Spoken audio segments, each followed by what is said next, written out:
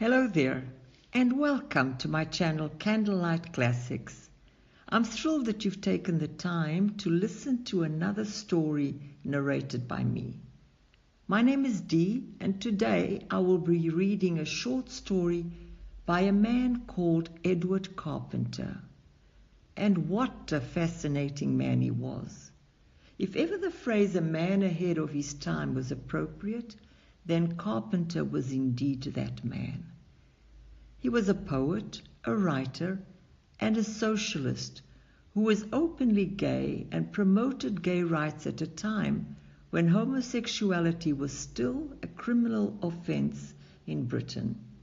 He even advocated for recycling and sustainable living almost a century before it became fashionable and widespread to do so. Edward Carpenter was undoubtedly a man of immense passion and conviction, which is reflected in his superb writing. The short story of his I'll be reading for you now is titled Man, the Ungrown. His biting commentary on social values and society as a construct are as relevant today as they were a century ago. I'm sure it will strike you, as it did me, just how incredibly forward-thinking and prescient he was as a man and a writer. So, sit back, relax, and enjoy this story by Edward Carpenter. And welcome again to Candlelight Classics. Man, the Ungrown. Man, the ordinary human male, is a curious animal. While mastering the world with his pluck, skill, enterprise, he is in matters of love for the most part a child. The passion plays havoc with him, nor does he ride the lion as Ariadne is fabled to have done. In this, he differs from the other sex, and the difference can be seen in earliest years. When the boy is on his rocking horse, the girl is caressing her doll.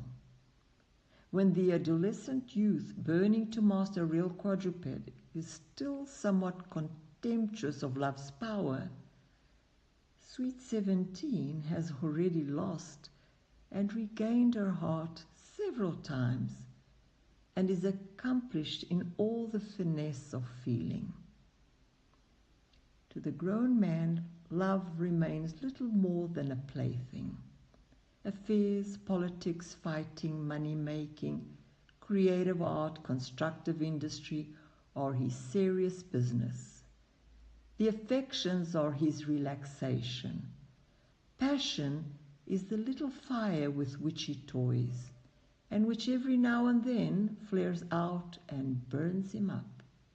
His affections, his passions, are probably as a rule stronger than a woman's, but he never attains to understand them or be master of their craft.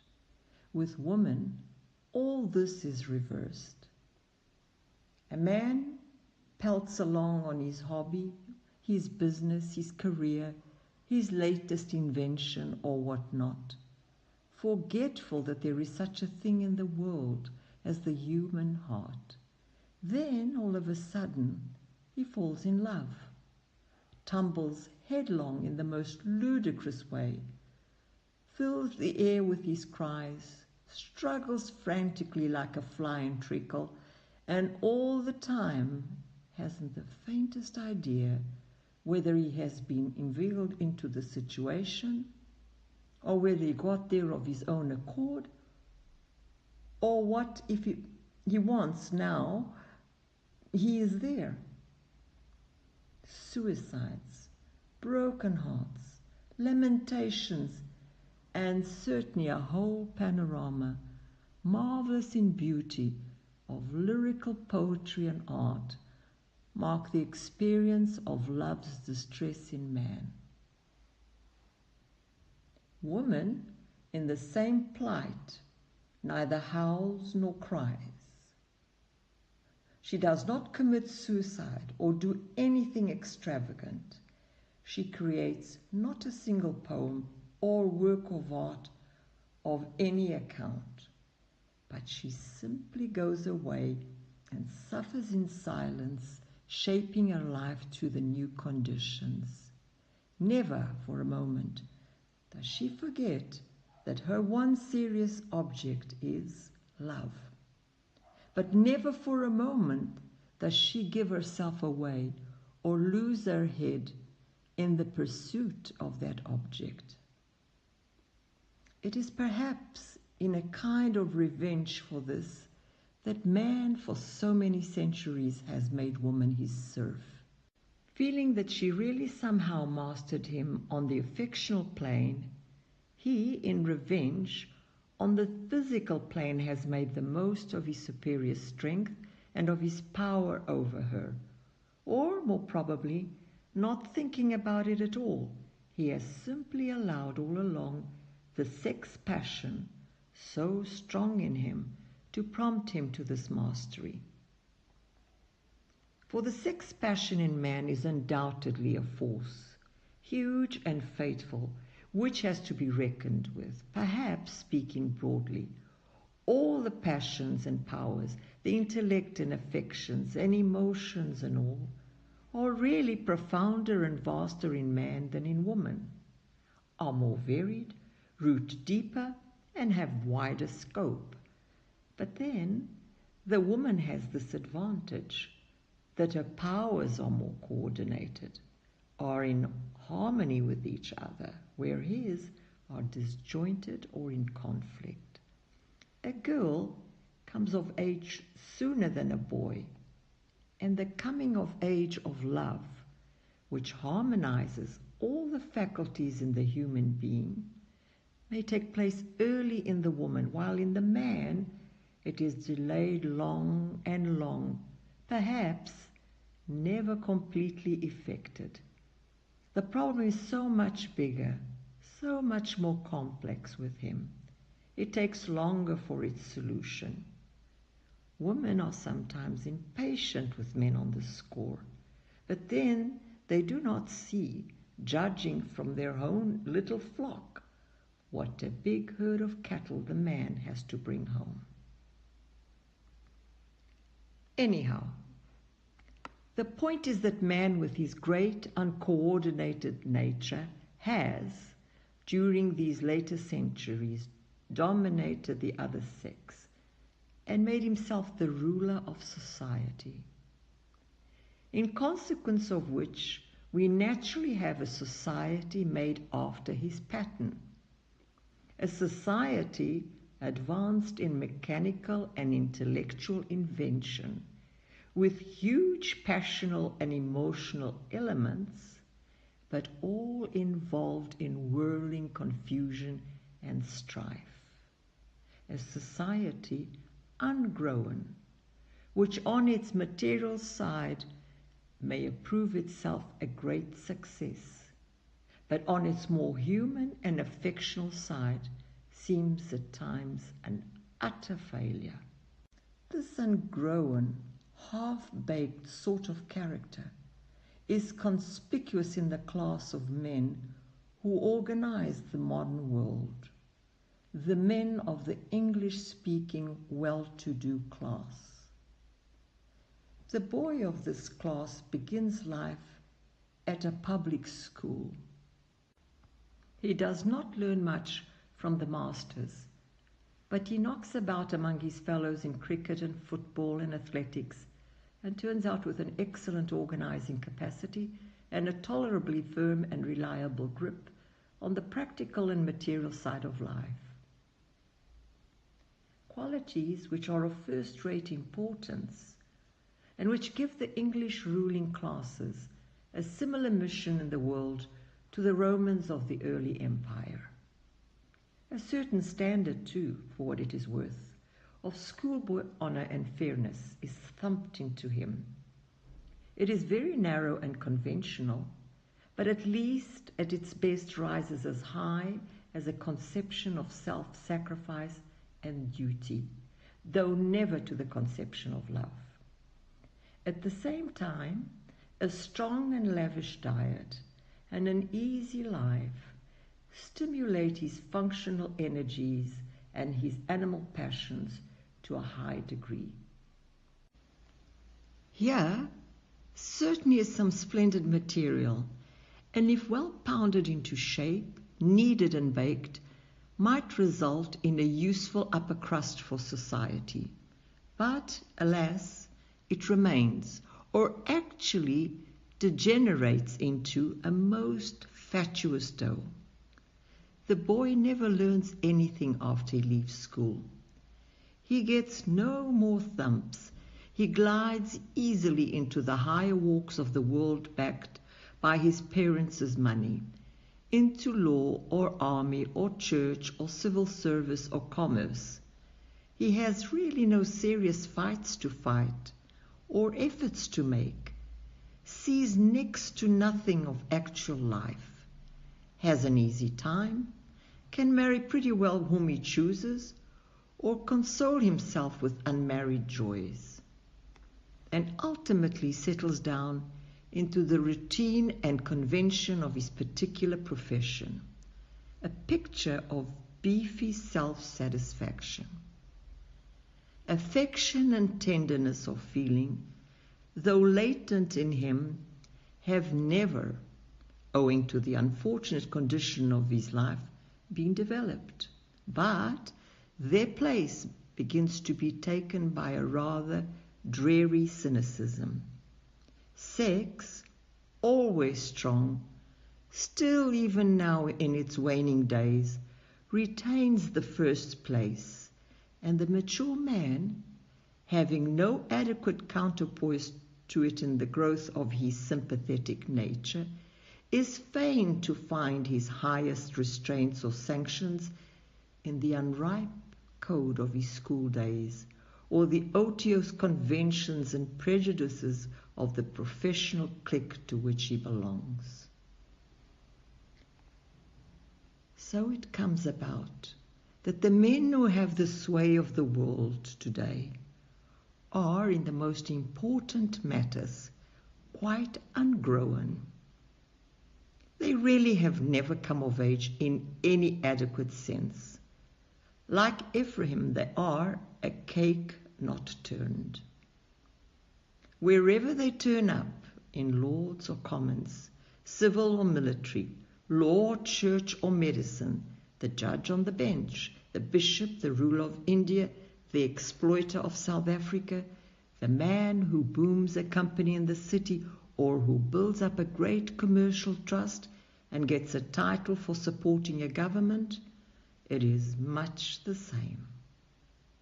Remove the distinctive insignia of their clique and office, and you find underneath no more than a public schoolboy. Perhaps, indeed, rather less. For while the schoolboy mind is there, and the schoolboy code of life and honor, the enthusiasm and the promise of youth are gone. It is certainly very maddening at times to think that the destinies of the world, the organization of society, the wonderful scope of possible statesmanship, the mighty issues of trade and industry, the loves of women, the lives of criminals, the fate of savage nations, should be in the hands of such a set of general nincompoops.